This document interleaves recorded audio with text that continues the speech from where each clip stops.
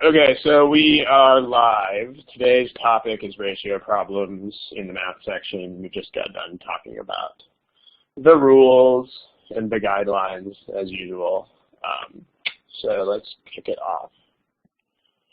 All right, this problem is data sufficiency. Again, make sure you know how data sufficiency works. If you don't, at least try to follow along with us. And most importantly, don't forget where the multiple choice answers are found. Here is where those are. I'll give you about a minute and a half, 2 minutes to do this problem.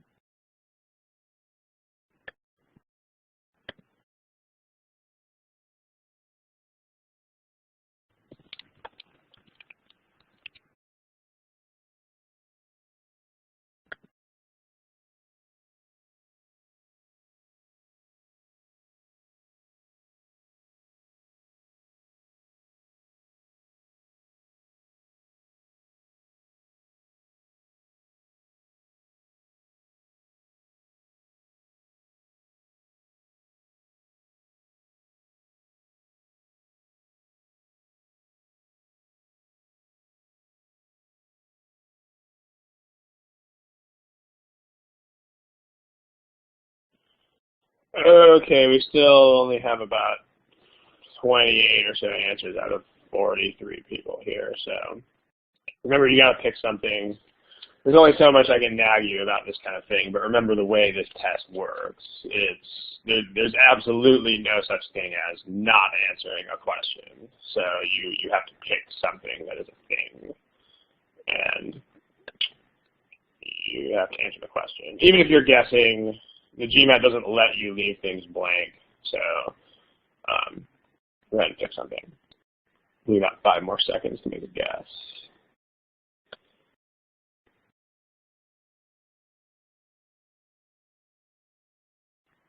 Okay, so here's what we have so far. Again, if you are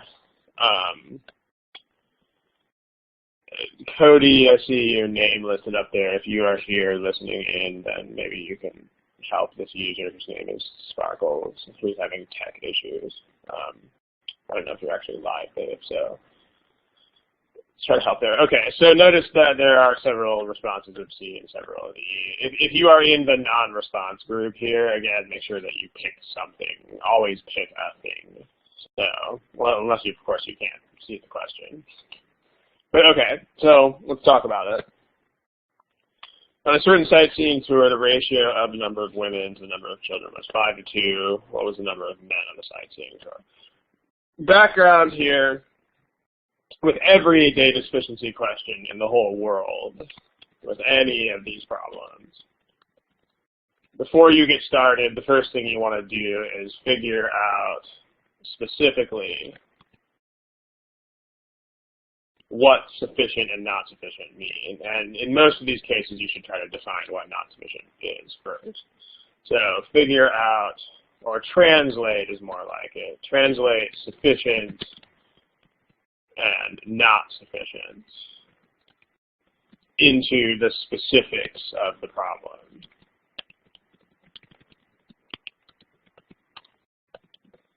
So when it comes to questions where you have to find a number like this one,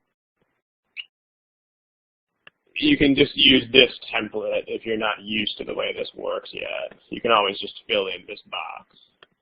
Not sufficient means I can find different values for the thing I'm trying to find. And then sufficient means I can't, and I'm stuck with a single value for that. So in this case, the thing we're trying to find is the number of men. So you can just fill in this template with the number of men. The number of men, and then the number of men. And then notice that usually not sufficient is what winds up being your goal here. Your goal is actually to get not sufficient. So that's the strategy in the vast majority of data sufficiency problems is that. Your goal is actually to try to get 2 different things to happen here. So in this case, not sufficient. So we're trying for. If we can get different values, then we're good. So the ratio of the number of children to the number of men. So we know that women to children is 5 to 2. Statement 1, someone tell me a story about statement 1. Like, notice that we're given a ratio of 5 to 2 for W to C. Statement 1 just tells us that C to N is 5 to 11. Notice that we just have a bunch of ratios here. So someone tell me a story about that. Because there were a few people who thought that statement 1 was sufficient here. So, well, remember the goal, because we don't really want to do a ton of work that we don't have to do. So, do we have to do any work here, is the question. Remember, not sufficient means I can get different values for a number here. If I just have ratios and I don't have anything else, then what does that mean? It's close, Janine, it's close to what you're saying there. It's not any value, because the ratios are still going to restrict the value in some sense. But you have the right idea. That you have where I'm going with this is that you can get any size of number at all, because it's a ratio. So that's because a lot of you guys are talking about how to do the algebra here, and if you just have statement 1, there's absolutely no reason to do any algebra, because you have a goal, which is, can I get 2 different values? If all you have is ratios and you don't have any other conditions, then you can always get any multiple of that ratio.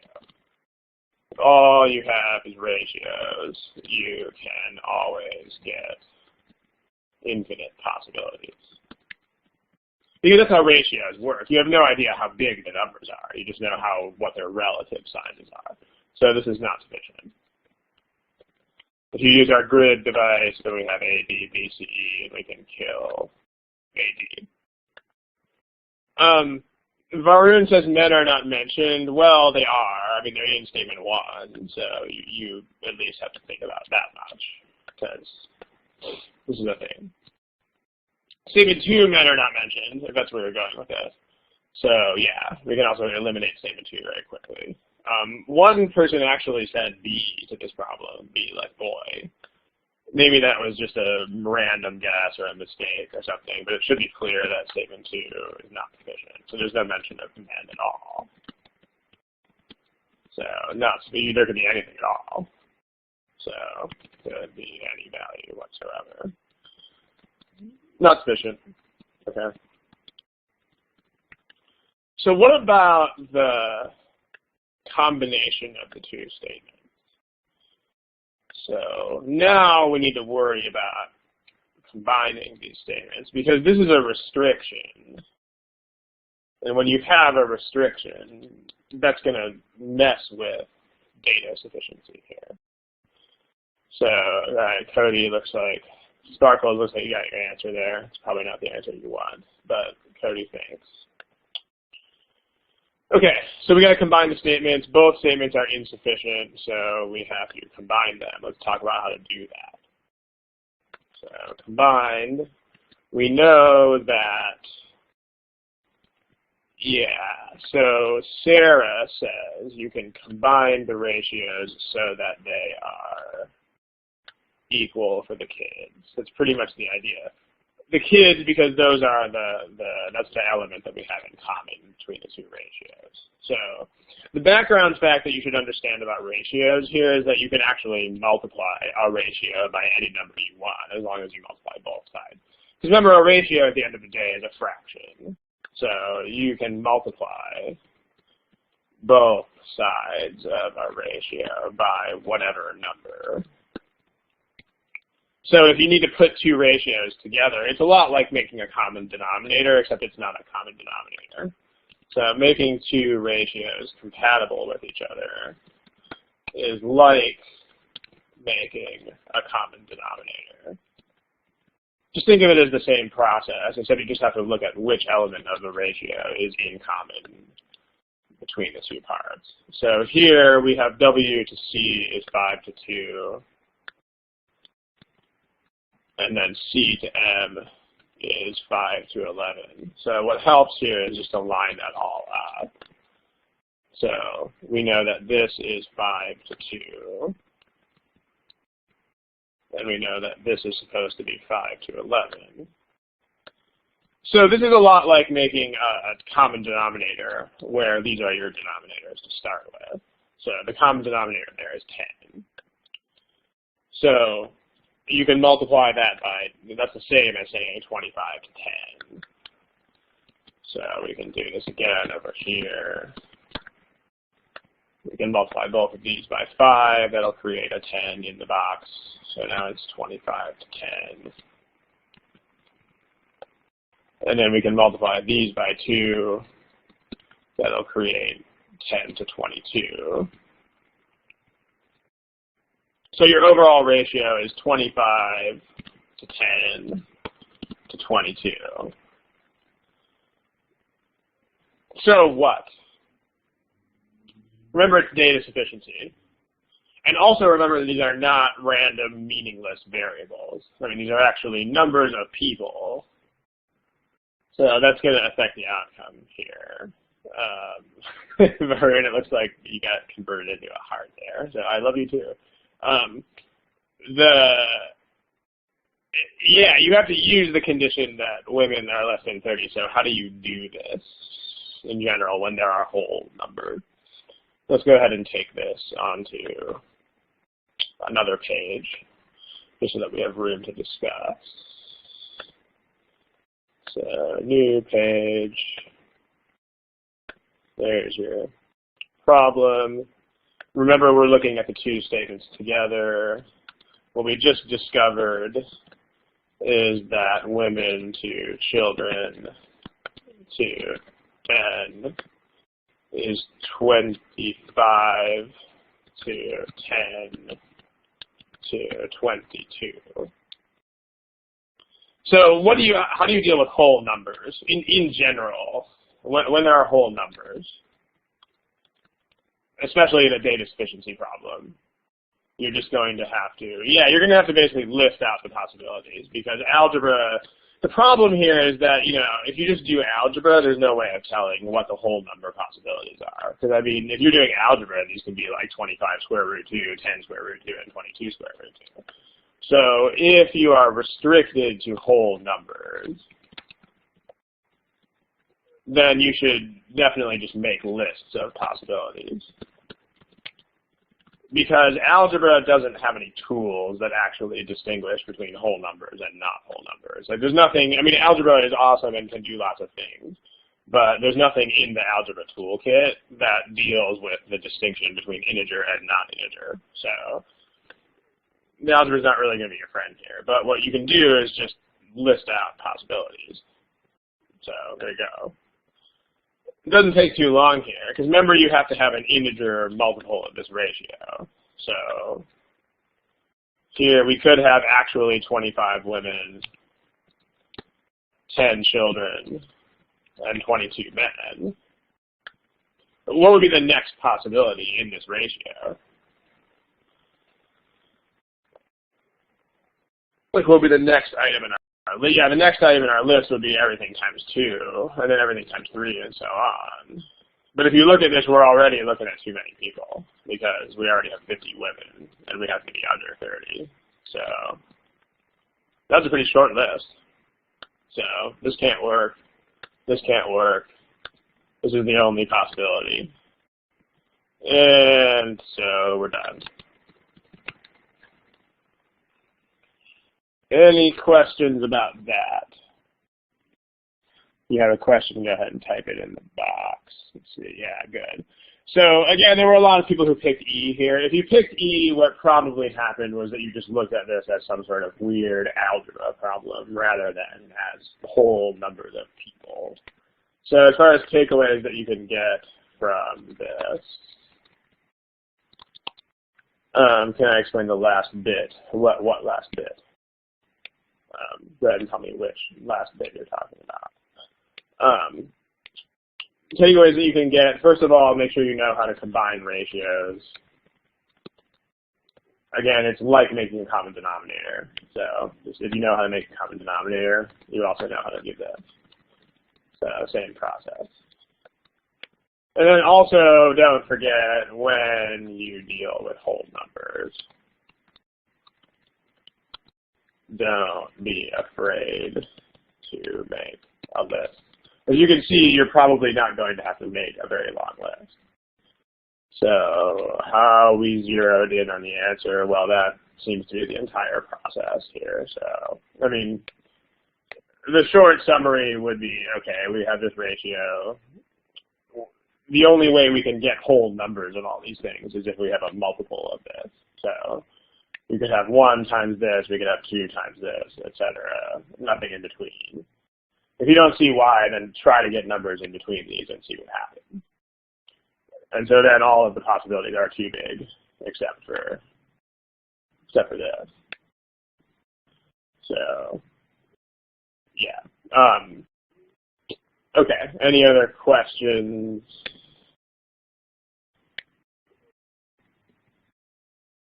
Okay. All right. Cool. Statement 2 said, yeah, if it said 50 women or fewer, then it would be insufficient. And then insignificant, if you're thinking that C is a trap answer here, then what you're doing is you're expanding the idea of a trap answer way too much. I mean, trap answer means that there's literally no work, and you can just see right away by doing like simple arithmetic at most. You know, like here you actually have to combine the ratios to get C, so this is clearly not a trap answer. I mean, you know, this is not a trivial step. So, right, it's not so obvious. I mean, you know, combining ratios is a step that a lot of people don't know how to do. Like a C trap is when you're just like, oh, I have this number and I have this other number. So just be aware that's not really a thing. Okay, good. Let's look at another one. So this one, the challenge is probably going to be the word problem aspect of it more so than the ratio aspect. But give this a shot. And let's see if you can do it within a reasonable amount of time. So more than 2 minutes, because again, it's a word problem and you have to get through the words. But there you go. Make sure you know where the multiple choice answers are. That's where they are. Okay. Have fun. Okay, so go ahead and pick something that is a thing here. Of the people who have answers, most of you guys are right, but there are still a lot of people who don't have answers. So it's been about 3 minutes at this point, so we should hang it up and talk about it. Okay, there's still almost 10 non-responders. So if you are a non-responder, please pick a thing. Oh, and also don't click your answer twice. If you have an answer already indicated, then if you click it again, it'll just erase the answer that you have. So, okay.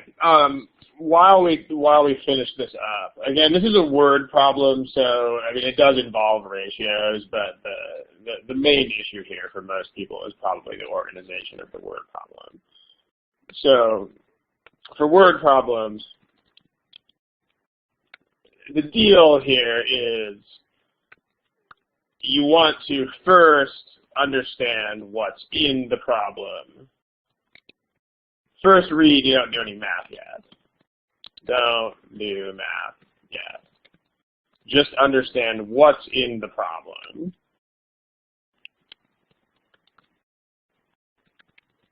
And then organize it. And once you have an organization going on here, then go back the second time and do math.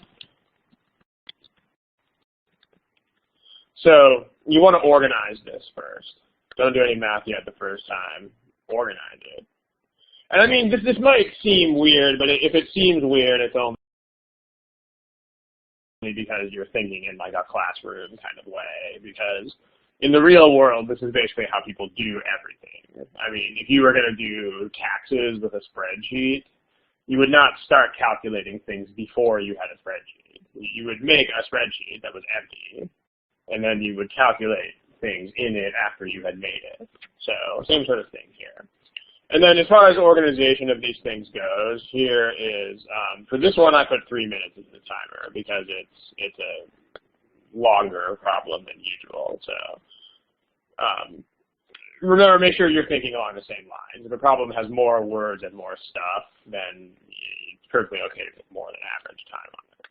So, okay. And by the way, here's a guideline. Here's kind of a no fuss, no BS guideline for whether you guys have sufficient organization when you do these problems. So, a good guideline to follow.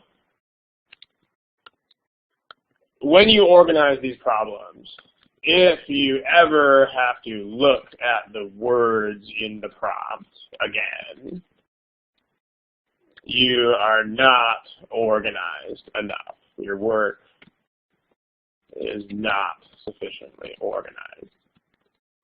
Like once you have a chart or some sort of system going on for this, even if it's just equations, then that's going to be sort of hard, but if you can get that to work, then good. But once you have something, whether it's a chart or a table or a system of equations, you shouldn't really ever have to look at the prompt ever again. If you do, then that means that you aren't as organized as you could be.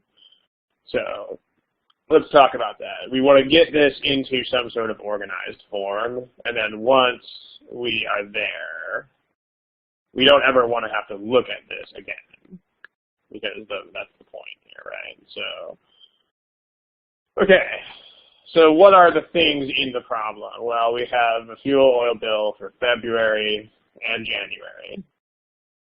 And then we notice what we have. We don't just have a fuel bill for those months. What do we also have? Like for each month, we have the fuel bill that Alex actually paid. And then what else do we have? Chat box.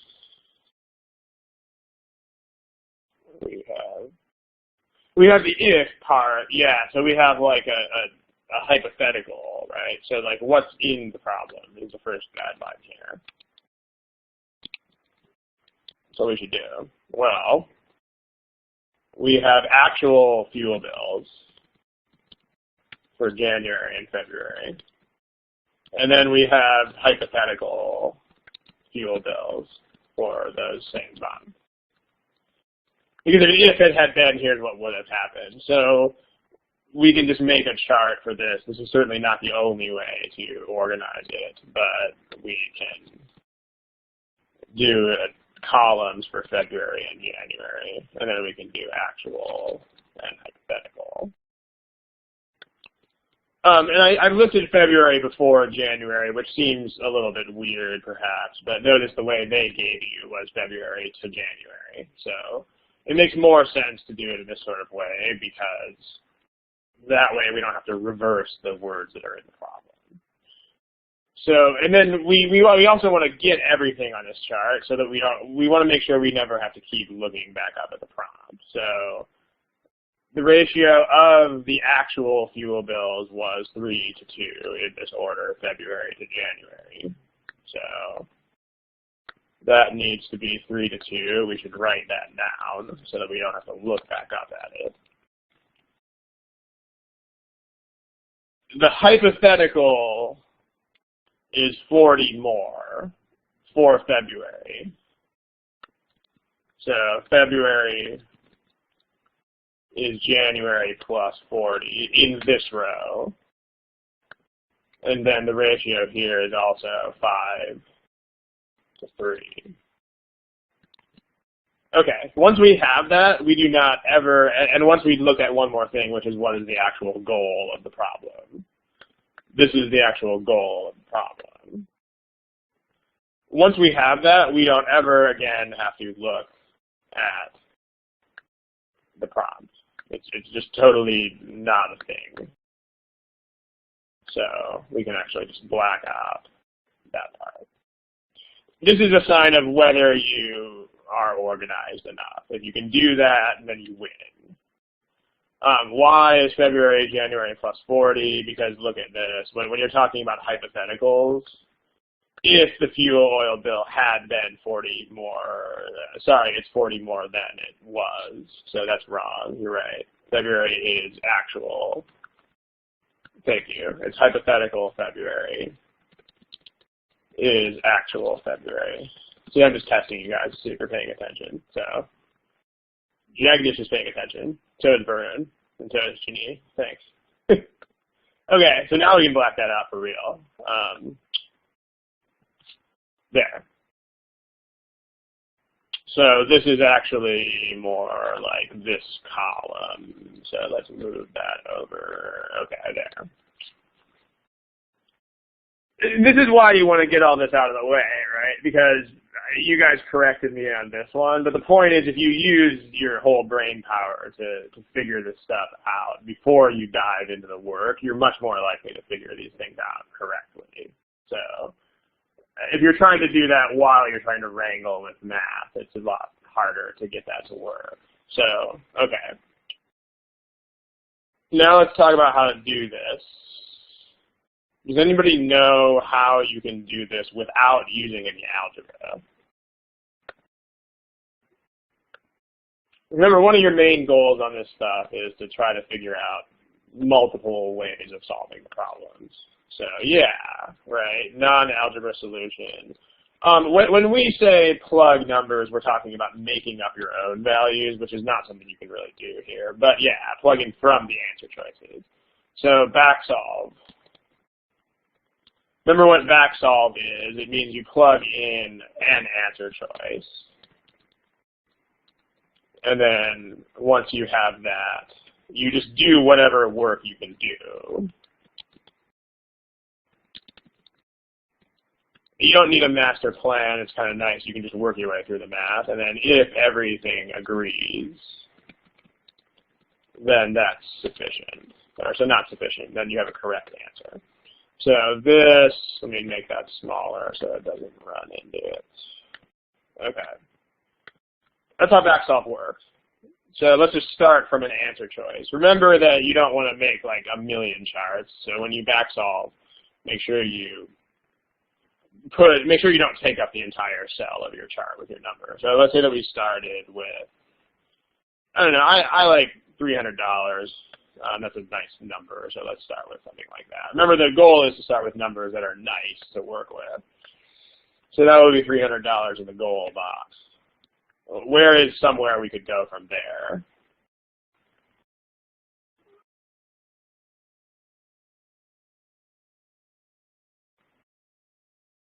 Yeah, you can go to actual February. And then notice the other thing that we should write down here that we didn't is there's a relationship for January, too.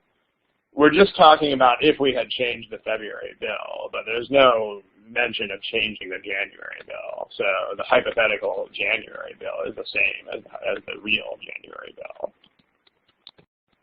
So hypothetical January equals real January. Okay, so yeah, we can just do this ratio.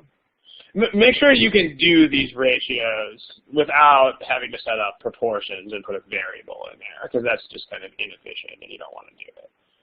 When you have a ratio, you can just multiply the ratio by something, and that will give you these numbers. So this time we're multiplying by 150 to give this, so 3 times 150 is 450.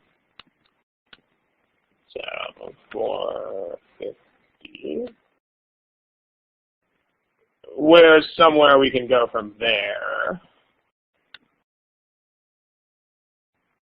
Anything you can do, right? We have relationships between actual and hypothetical. Yeah, so the hypothetical February bill, you'd add 490. So yeah, you get 40. You'd add 40 to it, you get 490. The hypothetical January bill is the same as the real one. And then we can check this. Well, this is not a ratio of 5 to 3. You know, it's kind of close, but it's just not really there. We're off by about $10 here. If we had 500 to 300, then it would work. So let's say we tried And now that you've tried a choice, note that trying further choices is incredibly efficient because you're just going to be doing the exact same thing that you just did. So if you don't know whether to go up or down, it's not obvious whether we should go up or down here. So let's just try another choice. Let's try something like C.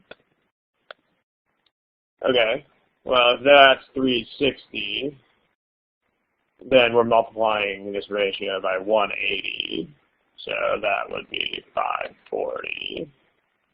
Add $40. Leave it the same. So if this were a 360, if this was a 5 to 3 ratio, this would have to be 600. So we'd be multiplying by 120. So now we are $20 short here. Last time we were $10 short. That means we're going in the wrong direction. So that means the answer is almost certainly going to be A, but as long as we're doing this, we might as well just C. So let's try A. So that would be a 240 here. That means we're multiplying by 120. So 360. 360 plus $40 is $400. This stays the same as 240, and this works because 3 times 80 is 240, and 5 times the same 80 is 400. So we have a winner.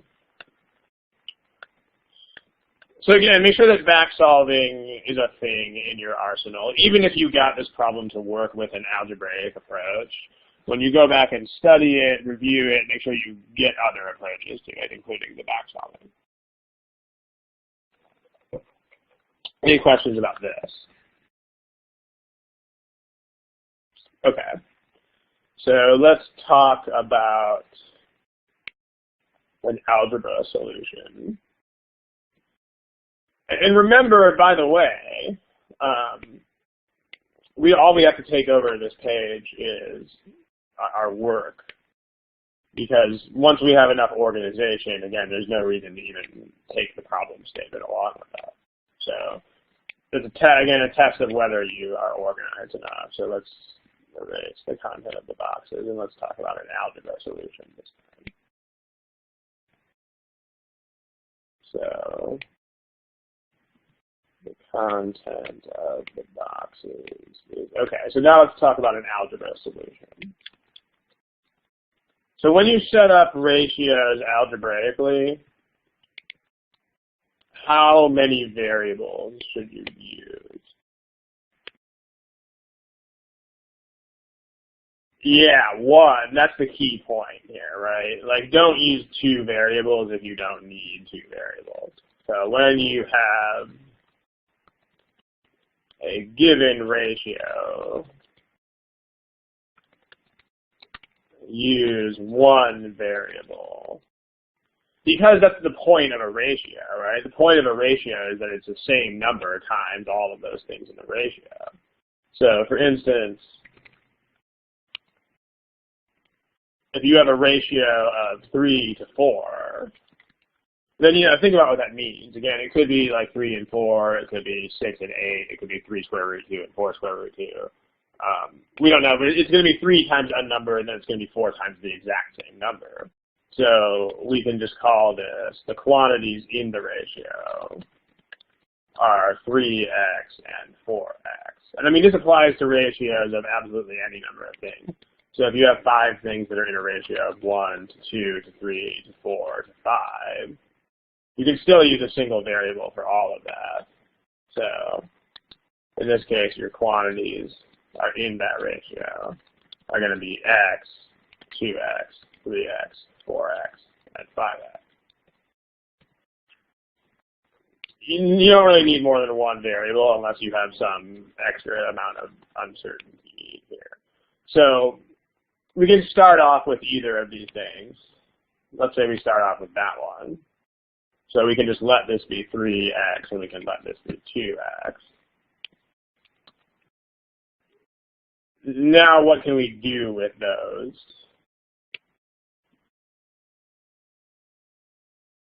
Notice if we've marked up our chart, that the chart almost tells us what to do. Like the problem literally almost solves itself at this point. That's the nice thing about being organized. You don't have to think anymore. Yeah, the hypothetical here is $40 plus the actual, so you just add $40 to it. And then here the hypothetical is the same as the actual, so 2x. Now, if you already have quantities, that's when you set up a proportion. So if you're not defining a variable. So notice the different things here. With the 3 to 2, we're actually defining the meaning of what x is. Like we don't have anything at all, so we have to make a variable. So if you are defining a variable, but if you already have quantities, if you already have variables or numbers, because we could call these things 3y and 5y, but we don't really want to because we have stuff. We have 3x plus 40 and we have 2x. So then put the existing quantities into a proportion, which is those, you make one fraction equal to another fraction. So in this case, that is going to be, the existing ratio is 5 to 3. And then that is going to be the proportion of these two quantities. So this is going to be 3x plus 40 on top, and this is going to be 2x on the bottom. And there you have it. So you can solve this. This is a pretty standard issue, cross-multiply type of deal. So you get 10x equals 9x plus 120. So if you subtract 9x, you get x is 120. But then we don't want 120, we want 2x, so that's 240. So there you go. The answer is 2x, which is 240. Okay, so just notice the takeaways here. There are quite a few of them. The first is you should not have to keep looking back up at the words. So if you got this, but you took a really long time to do it, then that's probably what the issue is. It probably was you had to keep looking back up at this black hole. I mean, remember, words are not really your friend. I mean, you know, there's not really a lot of other options besides words if you want to say something, so we have to say them. But you want to get out of the words and into an organized setup as soon as possible. So write everything down. Just write it all down. If you have to uncover the black thing, you should have written down more stuff. If you do that, you'll be much more efficient because everything is right there. Secondly, make sure you know how to back solve. Third, make sure you know how to set all this stuff up with algebra. Any questions? It looks like someone is typing, so I can wait a second to see if you're typing. I mean, the deal here is this. This is a very, very general thing. Like anything that is in words at all, anything, if you express the problem in words, no matter whether it's ratio, we don't care if it's ratios. If it's words, we want to get it out of words, basically. Words, you want to translate the words into a more friendly form, which means more organized. I mean, notice once we have that, just notice how much more efficient we are. I mean, you can probably solve this problem without a chart, but it'll just take you a longer time. How do you get better at it? I mean, again, see, the thing is, this is not really a skill that you don't have. I mean, if you guys were running a business and you had to make a spreadsheet for your expenses, I trust that all of you could do that. I mean, you would just figure out how to do it. You would just be like, okay, here are my expenses, here is what I should put on my columns, and then like months on the rows. You'd get it. It would happen. I mean, not everyone would make the spreadsheet in the same way, but you would all come up with a way to make the spreadsheet. So, I mean, classrooms are weird. When people think of this as academic, they're like, oh my gosh, I'm helpless, and somebody has to tell me how to make this chart. Not so. I mean, just think about it like making the same sort of chart in the real world, and it will make sense. So, like, in other words, we shouldn't have to tell you how to make a chart. Just look at the stuff in the problem, and whatever's in there, just figure out some way to organize it. So once you understand what's there, it's not a thing that we had to have in our heads ahead of time. I mean, we have actual for 2 months and we have hypothetical for 2 months, so this is pretty intuitive. I mean, again, this is not the only way that you could make this, but it's a convenient way. So just do it and it'll become a habit is basically the idea. Any other questions? No, let's take a look at this.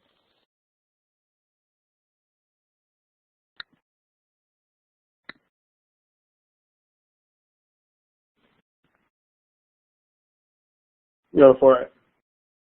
This problem is actually from our CAT exam. Okay, there's a lot of words in this problem again, so I'll give you more than the average time. Go for it.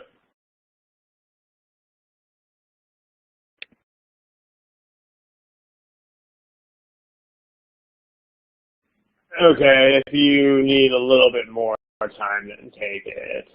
But if you, at this point, it's been about 3 minutes. So if you are not definitely getting somewhere with this, then you should guess.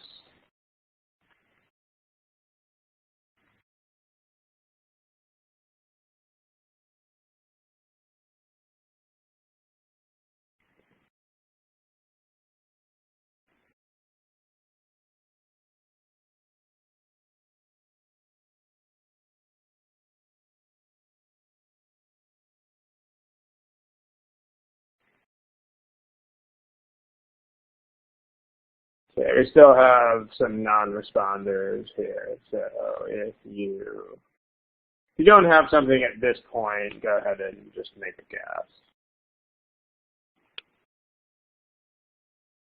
Here's what we are kind of all over the place on this one. Here are your responses so far. Again, we still have 9 non-responders. One of the non-responders is me, but the other 8. Remember, you can't sit there and stare at these problems. You have to say something soon enough here. So there's not a lot of signal here. We have almost equal representation of these answers. So let's check that out. So again, let's organize it. So what's in the problem? Well, so what's going on here? Well, you have wins and losses for the first n games. You also have wins and losses for the last n games, and those are together. Those are the whole season, basically. So you have wins and losses, and then you have total, basically. So. And then notice that at the end, you don't really need a column for all the totals because you can just add it up at the end. So the way we can organize this is we can say, one way we can organize it at least is the first n games, and then the last n games. And then for those things, we just have wins, we have losses, and then we have the total. In this case is a thing that we're dealing with because that's the n in the end. So, all right.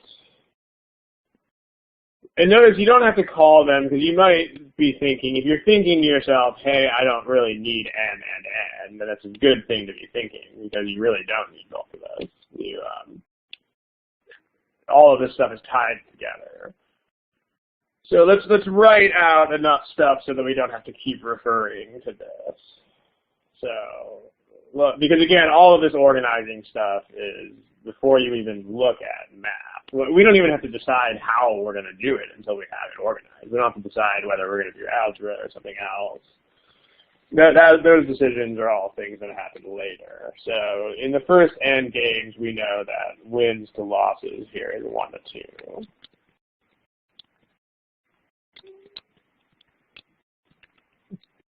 And then we know that in this part, The wins to losses is 1 to 3. And then we know that this ratio is 4 to 5.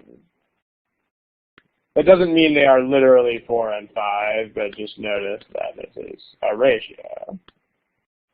So, however you want to notate these things on your chart, just do it. But just make sure you don't have to keep referring to stuff. And then you want, the ultimate goal of the problem here is the ratio of these two numbers. So, of the ratio of wins to losses. So total, I guess we can go ahead and make another row for that. So wins to losses.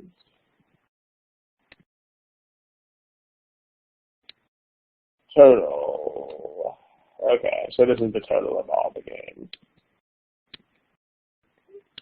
And the goal is the ratio of these two things, the wins to losses.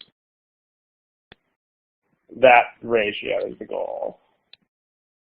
So once you have this kind of situation, there's a lot of stuff happening here, but this ratio is the goal of the problem. And there it is. And again, now we honestly don't have to ever again look at the words. So let's just not look at the words.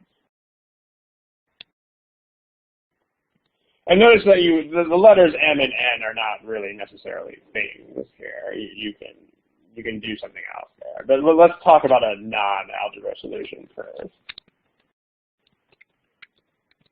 How can you do this without algebra? I mean, notice that all you have is ratios, which means we're not ever going to find out how many games were played, because everything is just ratios. So what can you do?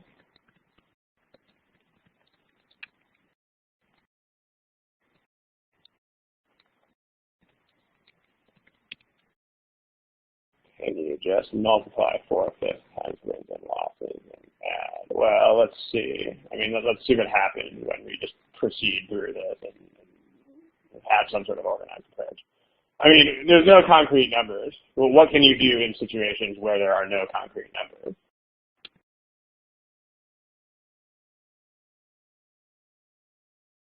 Yeah, you can pick numbers. So let's pick our own and then see if that works. So pick your own values. Okay. Now here, picking values is going to be a little tricky because there are a lot of conditions to satisfy. But make sure when you're picking values, you're going to need to think about the way these things interact, right? So if these are 1 to 2 up there in that first row, then what you need to think about is that overall we're looking at like 1/3 and 2/3 of the total. So one takeaway that you should be able to get here, yeah, that's what we're ultimately getting with this. But make sure you know how to be comfortable going back and forth between converting between fractions and ratios. Ratios, and I guess I'll call them component fractions. For instance, if you have a 1 to 2 ratio of wins to losses, that means that it's like the 1 and the 2, the total is 3, which means that 1/3 of those games are wins and 2/3 of those games are losses. So if wins to losses is 1 to 2, then 1/3 of the games are wins and 2/3 are losses. In general, it's the number over the sum of all of them. So if it's if you had this kind of ratio here, 1 to 2 to 3 to 4 to 5, then 1 plus 2 plus 3 plus 4 plus 5 is 15. So this quantity would be 1/15 of the whole thing. This would be 2/15 of the whole thing. This would be 3/15 of the whole thing, and so forth. So make sure you can do that, because that's going to help us pick numbers if we know that relationship. So in the first row, the wins here are 1/3 of the total. And not the total, but the total for that row, and then the 2/3 of the total for the losses. 1-to-3 ratio means that these are 1/4 of your total, and 2 3/4 of your total. So if you think about the numbers we have to pick, see, because here's the deal. We have to pick 4 to 5. But we also want these thirds and fourths to work out. So like if we want the thirds to work out, as Varun says, we can try multiples of, we can try 12 and 15. Remember, we need some multiple of 4 and 5. So if we do the 12, then the thirds work out nicely, but the 15 still doesn't really work with these. And again, notice if you just write all of this stuff down, then you can very quickly see what it is that you need. So these don't work with the fourths, so we can also multiply them by 4. So let's do that. So then we can use 48 and 60, and then everything works. So I mean, that's the hard part here. The hard part is coming up with those numbers. But if you are organized and if you have the conditions written down, it's much less hard. So then 1/3 of 48 would be 16 wins. 2/3 of 48 would be 32 losses. 1/4 of 60 is 15 wins. 3/4 of 60 is 45 losses. So we have a total of 31 wins and 77 losses. And so the answer is E like elephant. There it is. So again, notice the role of organization here. Like if we take the time to just set this up, I mean, even if it takes you a really long time to do that, it's totally worth it. Because once you have a decent organizational framework, then a lot of these problems will effectively solve themselves, which is a very nice situation to be. Any questions about this? I mean, nothing will be wrong with it. We're going to look at algebra here in a second. But again, one of your primary goals here would be one of everybody's primary goals here should be to come up with other solutions. Like algebra should not be the only game in town here.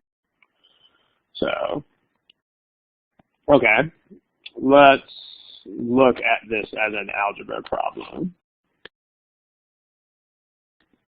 So why didn't we multiply with 4 and 5? Does anybody know the answer to that question?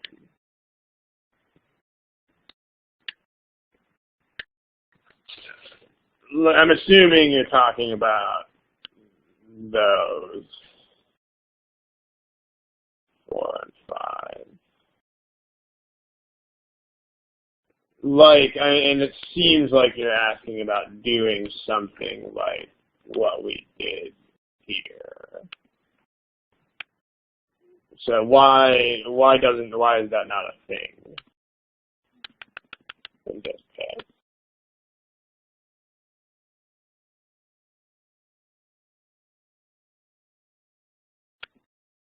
It's not a thing because, I mean, a couple of you guys are trying to type it.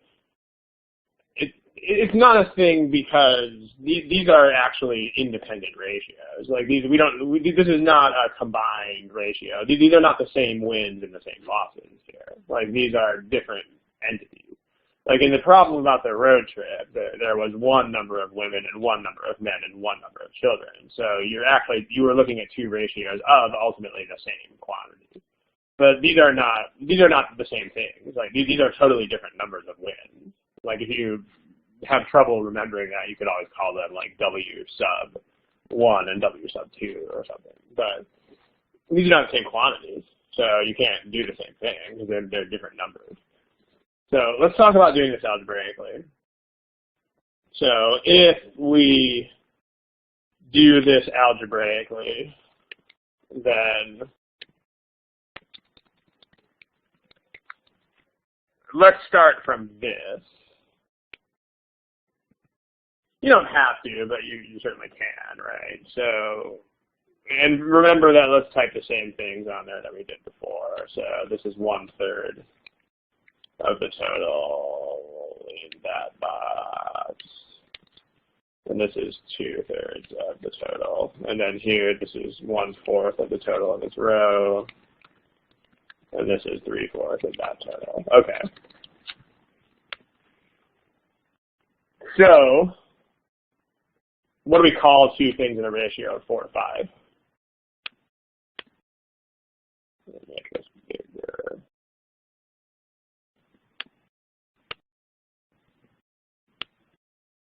There. Two things in a 4 to 5 ratio, we can call them what?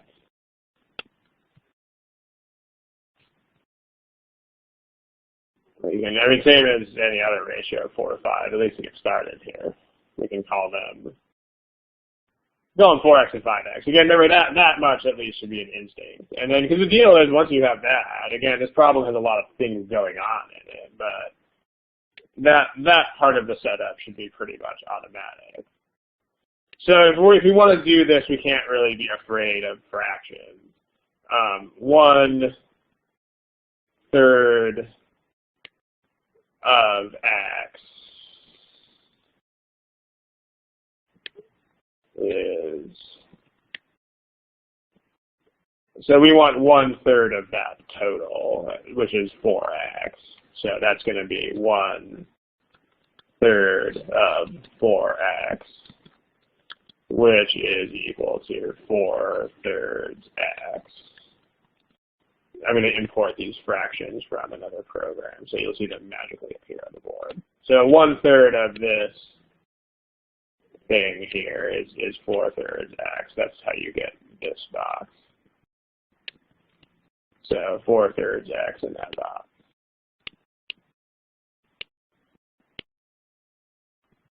And then similarly, it's 2/3 of 4x, which is going to be 8/3 x in the other box. So you can also write them as 4x over 3 and 8x over 3, sure, totally. So that's that as well. And then we can do the same sort of thing here if we have 1/4 of 5x. Then that's going to be 5/4 x. And then 3/4 of 5x is going to be 15/4 x. So again, if you're afraid of fractions, you would probably want to, well, if you're afraid of fractions, the first thing that you should take from that is that you should practice fractions so that you are not afraid of them anymore.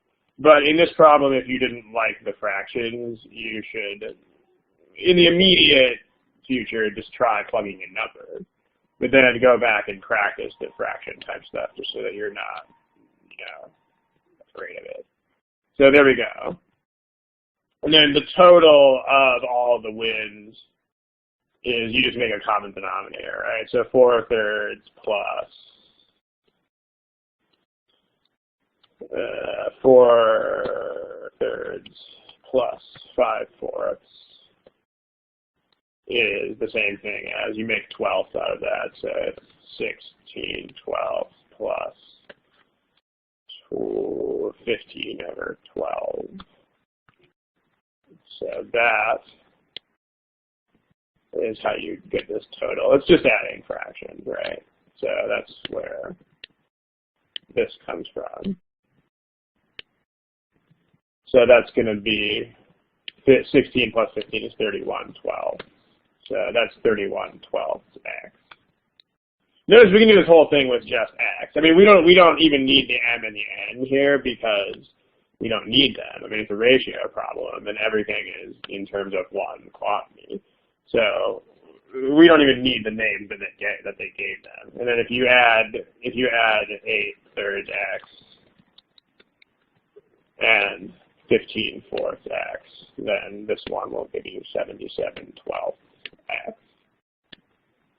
So that is, and then if you look at that ratio, I mean, you don't have to put those into a fraction, right? If you look at that ratio, you can tell that the ratio is 31 to 77.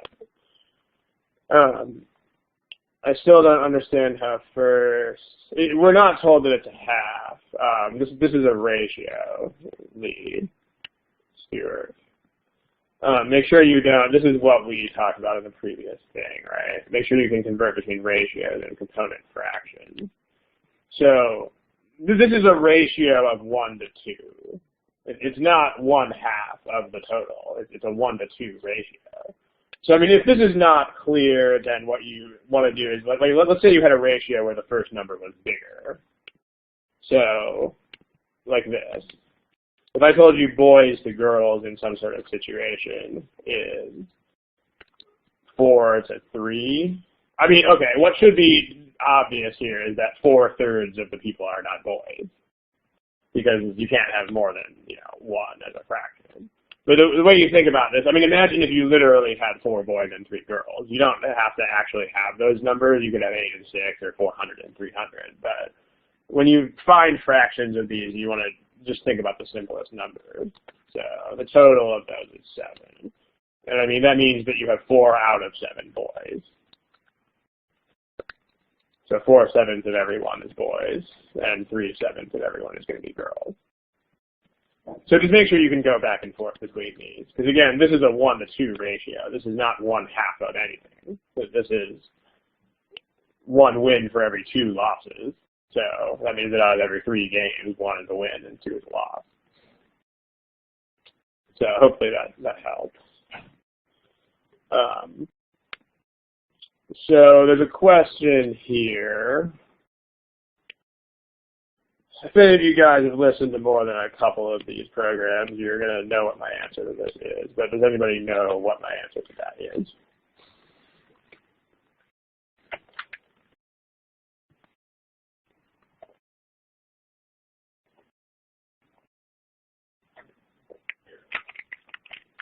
See, a couple of you guys are typing. Yeah, know how to do both ways. And that's the point, right? Exactly. Just know how to do both of them. When you review the problem, your goal is to just figure out as many ways as you can to solve these things. So be equally comfortable with both. Because you're going to encounter some problems where you kind of have to do one or the other. So, and then if you think of something, try it. And then if you get stuck, try something else. Absolutely the worst thing you could do to yourself here would be to try to remember some sort of hierarchy of these methods. Like, in other words, if you think you're always going to try, I don't know, algebra before plugging, the problem is that you might just never try plugging. I mean, if you ever rank things as like number 1 method and number 2 reserve method, then realistically speaking, what that probably means is that you just won't try method number 2. So everything is number 1, everything. Like plugging in numbers here is number 1, and algebra here is also number 1. Everything is A1 priority. You want to have as many tools in your box as you can. I mean, it's kind of like doing anything else, right? Like if you're a babysitter and you want to get a kid to calm down, you should just have lots of ways to get a kid to calm down. You shouldn't have like, oh, this is the best way. Because what if it doesn't work? Then you just have to have more ways. Same sort of deal. Okay. Let's try to do one more problem before we break. How about this? Let's see. This one shouldn't be too bad if you ever make stuff in the kitchen. But when you're looking at this problem, again, if a problem is a real-world situation, then don't forget about the real world when you solve these things. Give this a shot. Again, make sure you remember where multiple choice thingies are found. Go for it.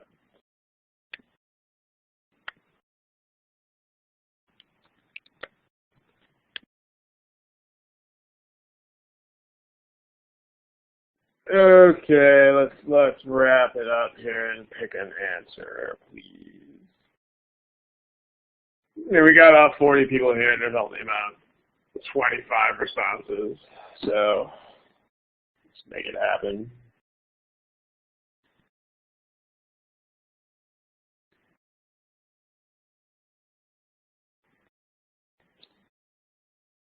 Okay.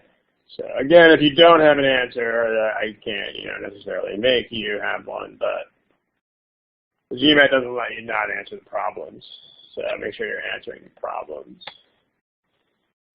We seem to be pretty good on this one as a group, although there are still lots of other responses. We have a majority here, but there's still lots of people picking other answers. So let's take a look.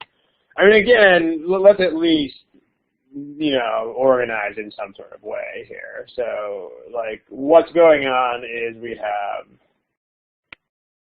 cans of concentrate, and then we use those to make juice. So, what's in the problem? Well, just think about what quantities we're dealing with, right? We have cans of concentrate. That's a thing. How many cans of concentrate? So that should be a quantity. Also, they also mentioned that there are 12 ounces in a can. So that's ounces in each can. And then, 206 ounce servings. They don't mention servings anywhere else, so you should pretty much know right away that you want to change that into just 1,200 ounces. So, because they don't do anything else with it, so it should be pretty clear what and we should do all this before we think about mathematics itself. Let's just simplify. That's 1,200 ounces. So that's also the total ounces of juice. Okay. So, and then how many cans of the concentrate? So let's just think about the thought process. Again, your organizational device doesn't have to be a chart, but you should at least think about what the thought process is. So we start with ounces of juice. And then we're going to go from ounces of juice to, what does ounces of juice relate to? Like, where are we going to go from there? We're going to go from ounces of juice to, well, you can't go straight to the number of cans because the cans are not cans of juice. The cans are cans of the concentrated frozen stuff. So we have to go to ounces of what first?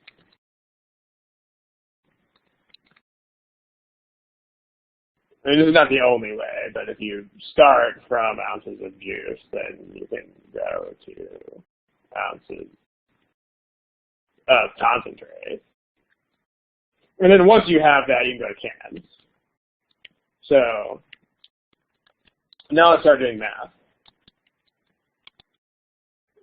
So yeah, that's basically the deal, Varun, in terms of like, but if you don't have that, then you don't have that. So let's talk about thought process. To go from ounces of concentrate to cans, there are 12 ounces in each can. So this is just going to be division by 12 to give you the number of cans. But how do you do this step? Like, what's the relationship between ounces of juice and ounces of concentrate? Notice that you have to interpret the statement that is here. And remember, when you see these statements, you have to interpret them in the way that makes sense on planet Earth. So, you can make certain assumptions about how these things mix together. So it's not 1 to 3 because 1 to 3 is not the ratio of juice to anything. The juice is the combination of the 1 and the 3. So like notice that the juice is actually that you mix the water and the concentrate together. So the juice comes from the water and the concentrate.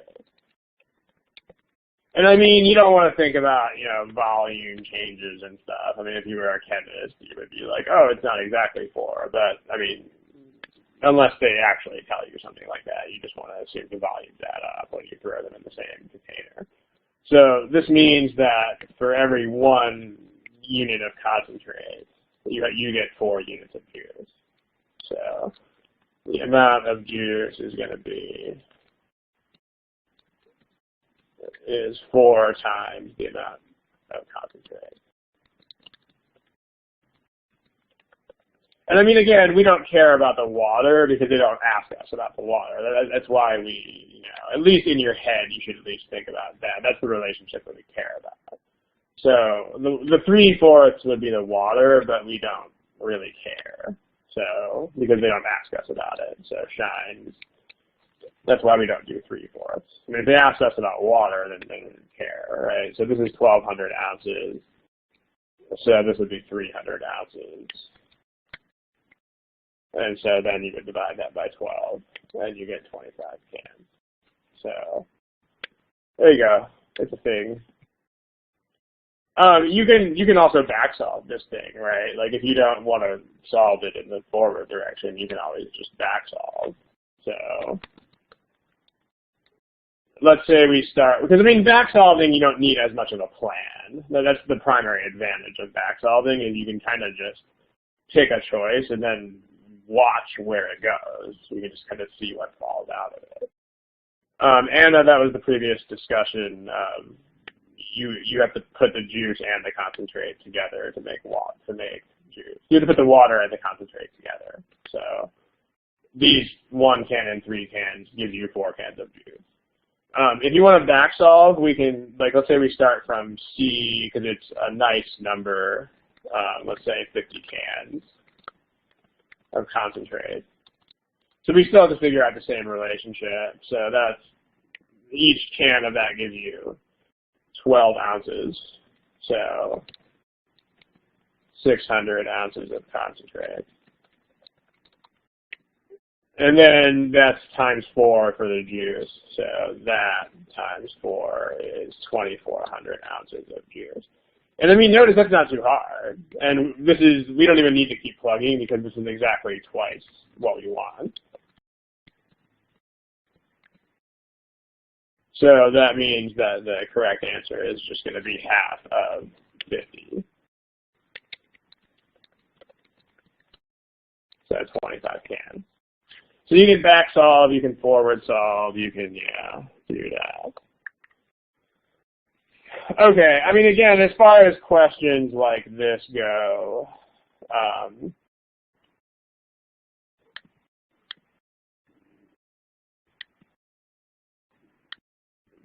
if you have thoughts like this, I mean, it's not totally unreasonable to think something like this, but if you have thoughts like this, you should very quickly realize that if that is a thing, then it would be impossible to solve the problem. So just, if you have thoughts like this, just think about what the consequences are. So if that's what they meant, then the problem is impossible. And they are clearly not going to give you a problem that is impossible. So you should think, okay, what am I not interpreting in the way that I have to? So find another interpretation. So there you go. If there's no unit except ounces, then the ounces have to be a thing. So, okay, this question here, we gotta wrap up pretty soon, but as far as this question goes, this question that's here. Okay, when you're practicing problems, like the best answer I can give you to that would be, remember to make the distinction between doing the problem for the first time, which is under time conditions, and then reviewing the problem, which is under not timed conditions.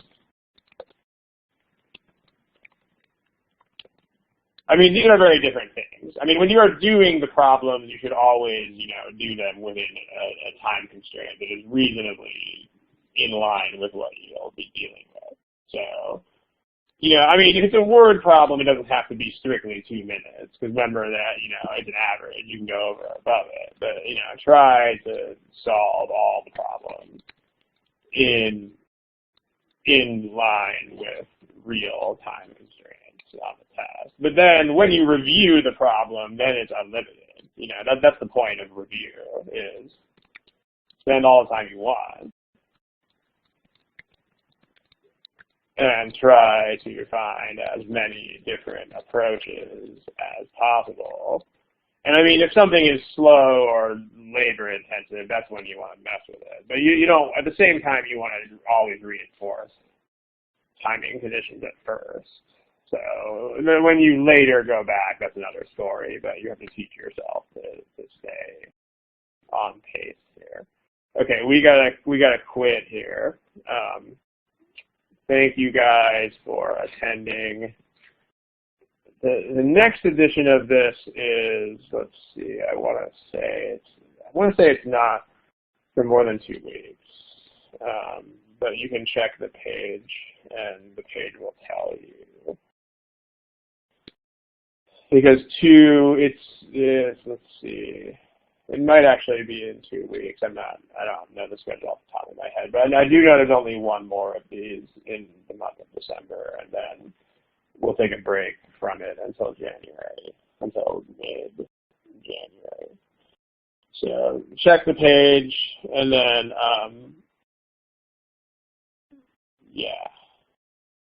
Okay. I don't ever decide the subject for next time until it's about an hour before. So there's no advance notice of that. Okay, we're going to wrap up here. Thanks, guys, and have a great week. Good night and goodbye.